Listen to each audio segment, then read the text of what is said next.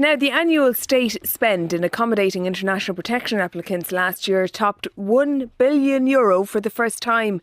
Chartered deportation flights from Ireland will take off this year, as the new Justice Minister has said that it is simply not tenable to find accommodation for the ever-growing number of asylum seekers entering the country. Well, for more on all of this, we're joined now by the new Minister of State in the Department of Justice with responsibility for migration, Colm Brophy. And Minister, you're welcome to the programme. Thank you for joining us this evening.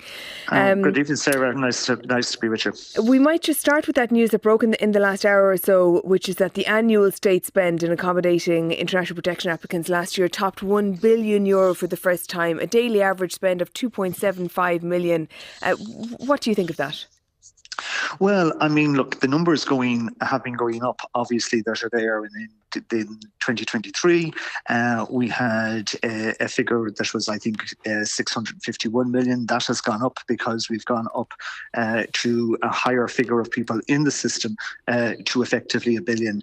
And yes, that is something we don't want to see, and that is something we want to see reduced.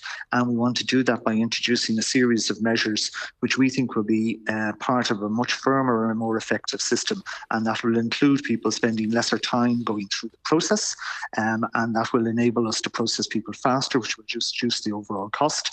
And we obviously want to have a system, we believe, that will be reducing the cost to the state rather than just having it rising. Did it get out of control? I don't think you can say it got out of control. I think what obviously happened is there was a surge in actual numbers. And I think we had to respond to that. And we responded to that, as any country like Ireland would, in a humanitarian way, in which we obviously brought people in here, we put them in accommodation, we processed that through.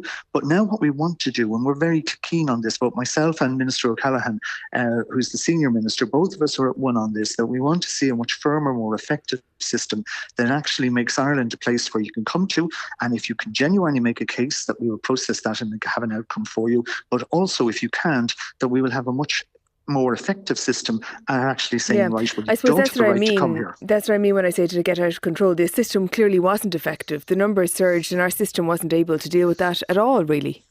Well, the numbers definitely did surge, but our system dealt with it as effectively as it could. And in a process which is always evolving, what we did was we put in a range of processes to help even as we speak now, things like enhanced processing, things like designated safe countries. We put in a range of processes that helped that be speeded up.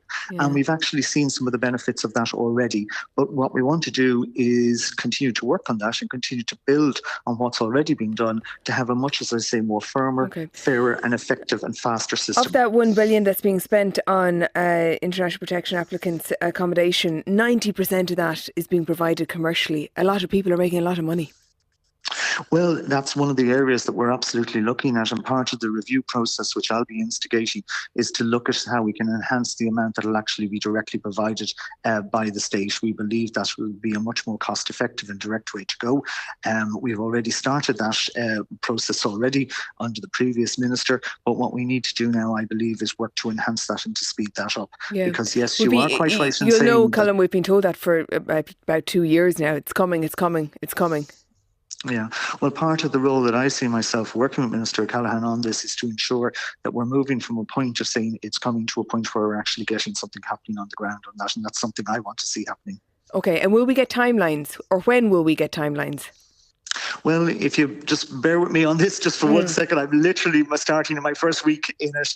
I want to do is to get a full review of where everything is, to look at where we can, so as we can move as quickly as possible to implement the changes we want to see. And there are a number of changes that we want to see, things that will flow out of the Migration Pact, things that will flow out of changes in legislation, things that will flow out of changes in procedure, all of which I believe will combine over a number of years to deliver a much more cost-effective system for the country, as well as delivering a faster and more compassionate system as well for people going through it. And one of those changes, I think, Justice Minister Jim O'Callaghan has been talking about charter flights deporting people who are no longer allowed to stay in Ireland, and that they're going to take off this year. Now, this was raised last year with your party colleague Helen McEntee, and she said that, or a briefing that was presented to her said that actually only 1 out of every 4 cases selected for deportation was likely to be successful. Well, if If you actually look at what we're going to do and what we want to do, and Minister McEntee was one of the people, obviously, who helped started the process of arranging to have this charter service for deportation flights, which we now see coming on board and being there, is to have a range of means of saying to someone, you must leave. Now, voluntary deportation still remains the most cost-effective and the most effective way of doing it. But also, if you have a situation where you need to deport someone, we will now have the ability to do that. And what we want to see is a ramping up in that, because I believe that if someone has exhausted the process and they shouldn't remain in our country, then we must move to the point where we are having a deportation process that works. As I say, primarily, we can achieve a lot of that through voluntary deportation, but we must have the backstop in place, which we will have, of having deportation flights if we need them. And that briefing that was given to Helen McEntee last year said each charter flight was likely to cost in the region of €350,000 for a long-haul trip. Is that your understanding? Look, I mean, the important thing to recognise is this, that the most, as I said to you, effective way of doing it is through the voluntary deportation process.